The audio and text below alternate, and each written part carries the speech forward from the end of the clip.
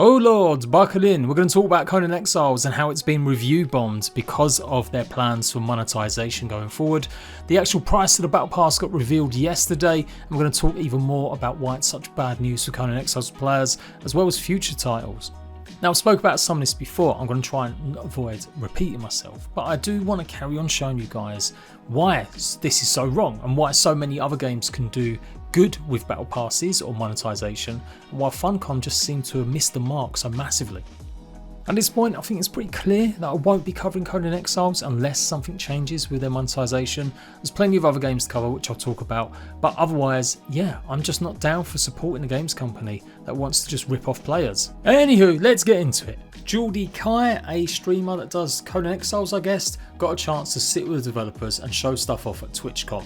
They showed off the sorcery. It does look fantastic, I'm not going to lie and be grumpy. The sorcery mechanics do look good. It does look like it's injecting much needed fresh gameplay into something that was pretty stale. But within this stream they spoke a little bit about the prices, and the community manager Andy said that the battle pass would be 1,000 Chrome coins, or otherwise known as $10. So that means pretty much a Chrome coin is going to be worth 1 cent. So 500 Chrome coins is going to be $5. I'm not going to show anything off the streams because I don't know the person and I certainly haven't asked permission, but you can look it up for yourself. JADE-PLAYS, I'm sure, if you're really interested, and I'm sure you've probably seen this from other actual dedicated Conan Exiles tubers already. What I don't think anyone else will really talk about is the actual consequences of them prices. For 1,000 Chrome coins or $10, you're getting a battle pass with 60 levels. At least 8 or 10 of these levels are going to be free. So if you be a bit pedantic, that means effectively there's 50 levels to basically earn that you're paying money for to access. Out of them 50 levels, it does look like a lot of them are consumables or Chrome coins. So the idea is that if you get through a whole season, you'll be able to earn enough Chrome coins to go ahead and buy the next one. Now this is 101 manipulation and marketing. This isn't like a great big thing everyone should be shouting up and cheering for. This is what majority of battle passes do. They give you the opportunity to earn the next one because they know they're going to entice you by buying microtransactions and using up some of them coins. Or they know that you might want to have to level up your battle pass because you missed out on a few and you've only got a couple of days left and you're not going to be able to grind. So there's like 10 free levels, as I said. Imagine another 9 levels because they're going to be filled with Chrome coins, and imagine another sort of 9 or 10 levels which are going to be consumables. And then all of a sudden you're left with only 30 actual in-game items that will be yours forever. Skins, weapons, we know that's the deal. They keep saying it's not actually giving you extra power. Obviously it's just the recipes for these weapons and stuff and skins that you get. Anywho, 30 levels, 30 rewards for $10. That's effectively what you're getting. Now some of these levels will have sets, there'll be like free recipes or knives or whatever now. And you'll have to grind through this. You won't receive them all at once. You'll have to work your way through daily, be capped by challenges that you'll have to partake in, hoping you get some luck, or use this, got to say, quite complicated dice business, which is just making this even worse. And yes, the pass may be forgiving. I've seen everyone say that you can earn it just by playing a couple of hours a week. It doesn't matter. It's the principle. I might have 3 months off with broken hands. I've paid $10 for something. I should be able to access all of that if I want. The only time I don't expect that to happen is if a game is free to play. So we'll get to that in a minute. So all of this stuff you see in the Age of Sorcery, you're not going to be unlocking on day one. You paid $10 and the last DLC we got, the People of the Dragon, gave you over 100 rewards, 100 different building pieces, 100 different weapons, armors and whatever. And as I mentioned, I realised that when they spoke about this in the infographics for these old DLCs, it would be literally a corner piece was considered one of them items. And like I said, in the store, the microtransaction store, the battle pass, it looks like you will get certain sets. But to me, it still says, and it shows, they've taken what was once there for $10 and have split it in half. We'll get half of it by grinding our way through, and what about the other half? Well, of course, that is going to be based on microtransactions. Yay! But from what we can see, and again from what was shown on a Twitch stream, it looks pretty common that a free weapon set like this might be worth $7. That some build pieces like this might be worth $10. Even something as stupid and small like a banner might be worth $4 or $5 for one single banner. Now again, subject to change, but that's the rough idea. But you don't have to buy this, no one's holding a sword to your throat. Yes, we know that, motherfucker. But the point is, it's manipulation. When this shit is in front of you at all times, it becomes manipulation. And just look where this Battle Pass and Bazaar is going to be situated. Not on the menu when you start your game, tucked away nicely, but it's always going to be on your screen. Even if we took at face value some of the stuff on this page alone, you pay $10 for your Battle Pass, the Black Magic starter set, 1,000 Crom coins, so that's going to be another $10. 700 Crom coins for the free swords, that's $17 already. Maybe the emotes will only be 300, so that's $3, that's $20. The Echoes Acheron, a special set, maybe that's going to be 400. The new mount, oh come on, mounts are pretty good, we can get some more money out of them, we can make that 600 easily. And then chuck in a couple shitty little cosmetic items and decorations for 400 each. You're looking at nearly $40 worth of stuff here in this item store alone. And again, if you're going to try saying they haven't actually revealed all the prices, shut the fuck up. Go and look, open your eyes. This is common practice. You look at any battle pass or that has microtransactions and you'll see it's very similar. This came out a few days ago and I was going to cover it, but I did want to get the price in first. Another shitty move is they didn't actually list the prices in this FAQ, and it's taken them nearly 3-4 weeks to give us this proper FAQ. In that time they've spoke about all the other systems, but not the one that dropped them nearly 7% in review scores. And we only know about the price of the actual fucking Battle Pass through a tiny little section of a stream on Twitch.com. Again, it's marketing. Leave the bad shit really hard to find. Don't announce anything like prices until the very last minute. Bullshit move. Next on my hit list, they've said that they'll rotate stuff in. So if you miss anything from the Battle Pass, they'll make modified versions of it in the store. So you're telling me if I miss something that I could have got as part of my $10, I then have to spend another $7 getting a purple version of it? Fuck you. Make the Battle Passes online always. Fuck your monetization expert. He's an absolute dickhead. The reason they're not going to leave them up is because people quickly start realising that a lot of this stuff will end up just being really reskins. That would become more obvious if you had the chance to buy the Battle Passes whenever you wanted.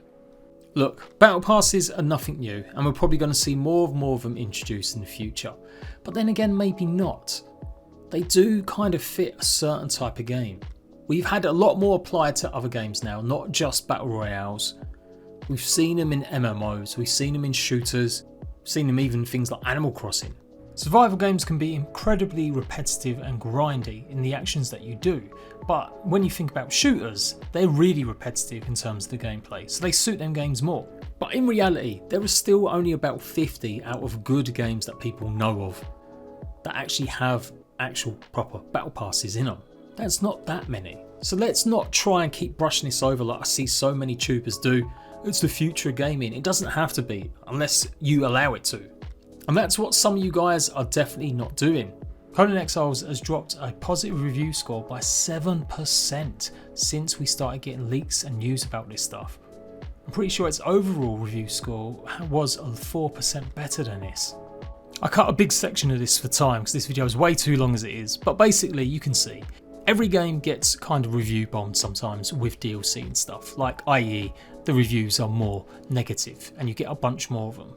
But usually the positive reviews far outweigh it. But look what happens when we start getting news on the right hand side here, and it shows that big massive drop in red or orange was the kind of leak about the Battle Pass and the MTX, and then it still kept up a steady supply, much more than previous. This isn't a case of something just to be ignored temporarily because a few people are upset. This is 7% review score drop for a game that's been losing players when so much of its competition gained so many more during COVID. You could call it review bombing if you really want, and not all review bombing is bad. It's totally acceptable to push back on stuff where you see monetization ruining an experience or developers giving up on updates and stuff like that. I'm not talking about slow updates, I'm talking about literally when they say, no, we're not doing them updates anymore, moving on to our next project or whatever.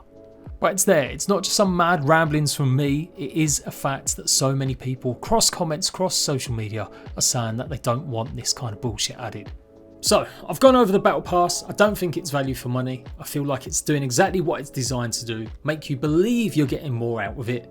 But in reality, what it is doing is splitting up the content that we used to get, making you pay a whole ton more. Instead of paying only $10 for something, you're now going to pay maybe up to 60 if you want all of that content. I get some people will say they only want weapons, they've never been bothered about building and stuff, so this might suit them better. But you really that happy about paying $700 or $7 for free weapons when you could get even more by paying $10? Come on now, think about it logically. What we still don't know is how the Crumbs work. Are they going to be a like for like ratio, or are they going to be this bullshit stuff where they give us supposedly extra? You pay $10, you get 1200 Crum coins. Again, this is marketing and manipulation 101. They make you feel like they're giving you extra, but what really happens is when you get them extras, little hundreds or 200s, you're suddenly left with some weird amounts in your account. You can't just go and buy an item using real world cash. You have to go and then buy a pack of the coins, and look what happens. I've got 300 Crum coins. The item I want is 400. I can't just go and buy 100 Crum coins. I have to buy 1,000 in one go. Meaning you spend more money, and that money's sitting there and left over, then you feel like you have to spend it. And this is manipulation. This is what battle passes and monetization experts want to happen. Manipulating you into spending more money. And this is why I've got such a boner on hating this shit. There's some really good articles out there. I'm going to leave a couple of these in the comment section. They talk about how to best place a battle pass. And I do think some battle passes can work, but even in the ones that are free, or the battle pass themselves that are free, there is massive problems. Fallout 76, much derided, not a great game. Has never been a great game. I don't think it'll ever be a great game. They've had a free season pass. It's grindy as fuck. To actually get to all the rest of the stuff, you have to put some serious amount of time to unlock everything. But it is completely free. You're not spending any upfront money. And this is just one of the solutions I wish Funcom would really think about. If you're that big and bold that you're going to be offering Crum coins for people to buy their next battle pass, which again is more bullshit, then why not just make it free in the first place? These guys are doing alright out of it. They've sold loads of microtransactions.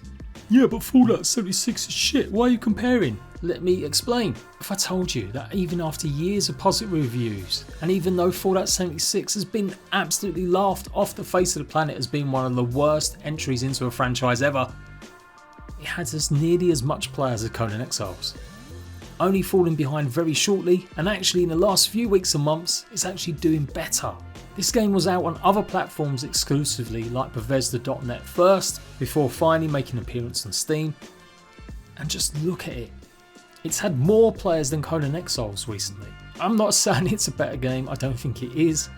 I'm just saying that even a shitty game like Fallout 76 is doing better than Funcom, and is treating its fans better. So this is why I just don't understand. Battle passes are good for player bases of new games, free-to-play games. When you start introducing battle passes and microtransaction shops to a game that's been out for years, you're basically giving in on getting new players. Conan doesn't care, Funcom doesn't care about getting new players to boost their coffers, to get people just buying the game anymore. What they care about is the whales. And I spoke about this a lot in the last video, and I called it a bit more of a modern term for everyone to understand. They care about the simps out there, and there's plenty of you motherfuckers that are stupid enough to support a game no matter what kind of bullshit moves they do. And calm down before you get knickers in a twist. A simp is just someone that really loves something and they're going to support it no matter what. You do you, but as I said, you're the minority, but companies and devs will start looking at what you're doing and think, you know what, I don't need 10 people to buy my game, I just need one simp to go ahead and buy all the DLC for it, and that's going to do better for me in the long run. And that is exactly what's happening here. Conan's at the end of its life, and so it's focusing on the players that really love the game. And that might not be such a bad thing, but I just still believe there's room to attract new players, room to grow the game without relying on just being whales giving you money. But you don't have to buy it, I keep telling you this, Jade. We know you don't have to buy it, but the point I'm trying to make is that it's manipulation, it's bad tactic. It's not something I want to see from a game that I once admired. This is all the most egregious bullshit you see time and time again. And out of all of these games that have battle passes, how many do you lot play?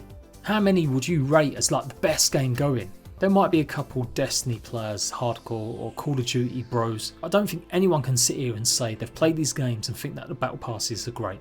One thing I can acknowledge is I've not focused maybe on the content that is coming with this update. That will be free for the majority of players, like the sorcery stuff, that you don't have to interact with all the rest of it. Whoopee fucking do. That's what a live service game is meant to provide you. The MTX is meant to drive the sales on. I can get that, I understand that. I will keep fucking saying it till I'm blue in the face though. The last 2 years, Conan Exiles has received nothing but quality of life updates. Improvements to its janky systems it had in the game that made things a bit more bearable, or in case of like all the different crafting benches they added, made it worse. If you keep saying you're a live service game, which Funcom have said about Conan Exiles for the last 4 years, then you've got to deliver actual content worth me supporting by buying microtransactions. You did also sell 2 DLC packs in the last 2 years, the Argos pack as well as the People of the Dragon. Where was the brand new content with them 2 pieces? Quality of fucking life, at a minimum, that's all you really added. That's the bare minimum I expect from a game that had record profits in its first 3 years and still managed to sell a good amount of money in the last 2, especially with deals with Microsoft and Sony.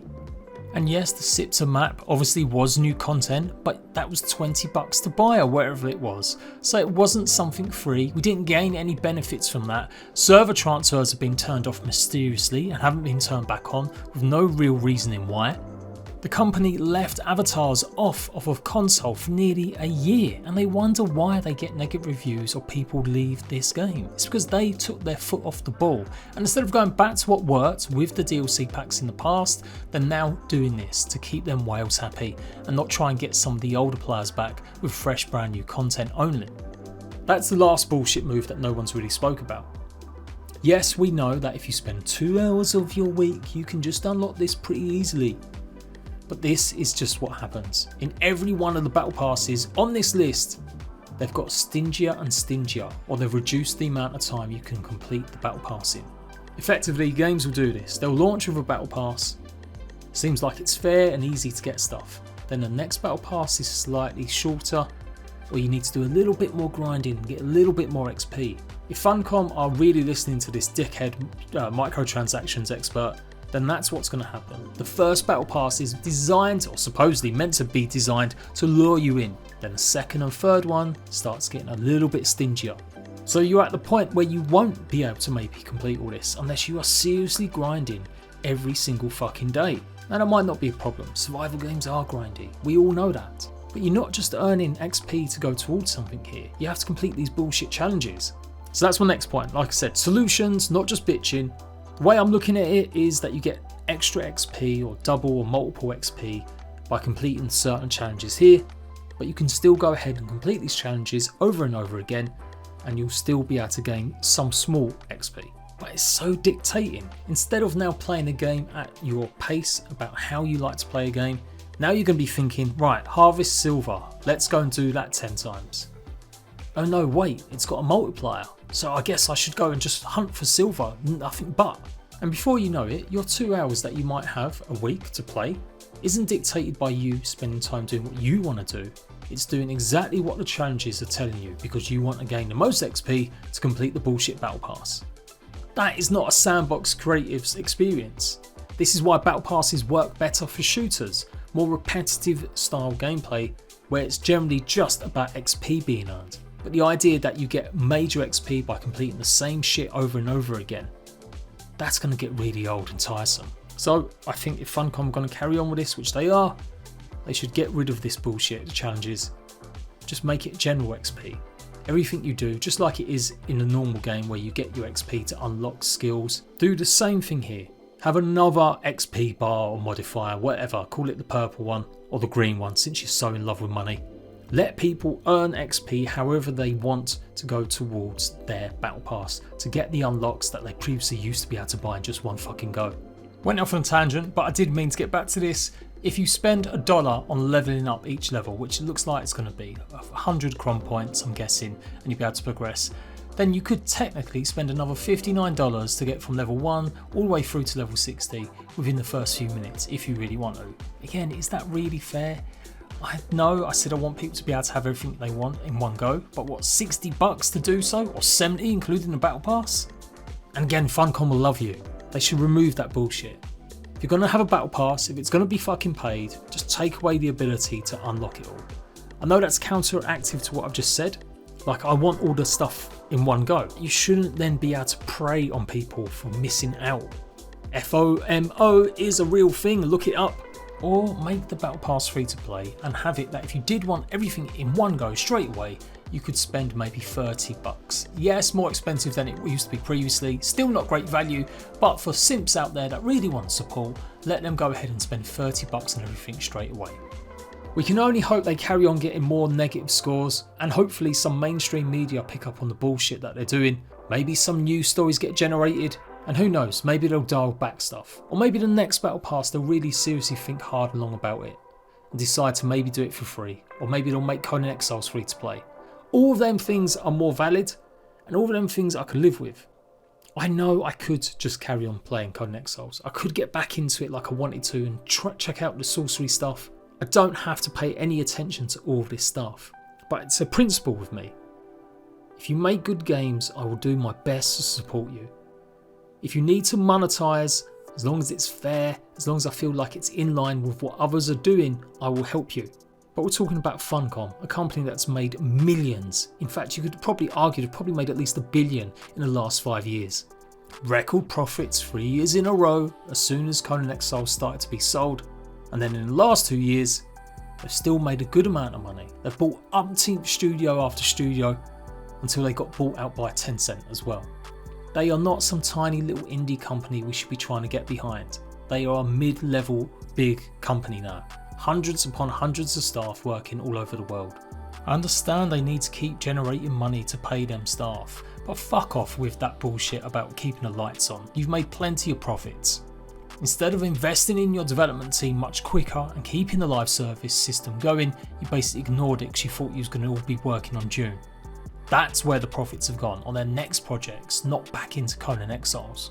That's where I'm putting my money where my mouth is. Like I said, some of you guys might not feel like it's a massive loss. I'll be sad for some of my survival rat bags that expect me to kind of cover every survival game going, but I'm not supporting bullshit. I'm going to put my time and invest in Tribes in Midgard all throughout August, a great little game made by a small team, doing some really good stuff, listening to feedback, adding whole brand new options to make their game better. They have a free Battle Pass style system. They do have microtransactions, but it's all super fair and balanced. If you haven't checked it out, do give it a shot. It's come to Xbox and Switch on the 16th of August, and I'm going to be all over this. I genuinely am sad that I'm not going to be covering Conan Exiles anymore. It was a game that helped me out massively. I had huge views when it came out on the PlayStation for free, and I've done pretty well out of it, and I covered every part of its updates throughout its early access life. I was still growing big off other games though, so I never needed Conan Exiles exclusively like other YouTubers, and I understand where they're coming from, where they might feel they have to support this stuff because ultimately it's the future of Conan, nothing's going to really change that. But I still believe we've got a voice. I still believe if YouTubers really talk about this stuff and really present something more, even if it is a bit angry, it can make developers think. I want Conan to make money. I also want them to offer fair practices. This monetization is not fair, it's manipulation, and that is the bottom line. It's making people pay for something and have to fucking work even longer to go and get it, instead of owning something they just previously had. And if they never had any of the previous DLC systems, I probably wouldn't bat an eyelid, but they have. The game's not free to play, the Battle Pass is not free to play, so something really is off here, and it's just going to get worse in my opinion. But there you go, that's the final video I'll be doing on it. I don't really care anymore unless something changes. I really hope it does. It's a 1 in 1 million shot they take any advice from this video, but I would love it if they did take something on board and change some of these practices just a little bit better for consumers. And that's it, I'm done. Goodbye Conan Exiles fans, it's been a good ride.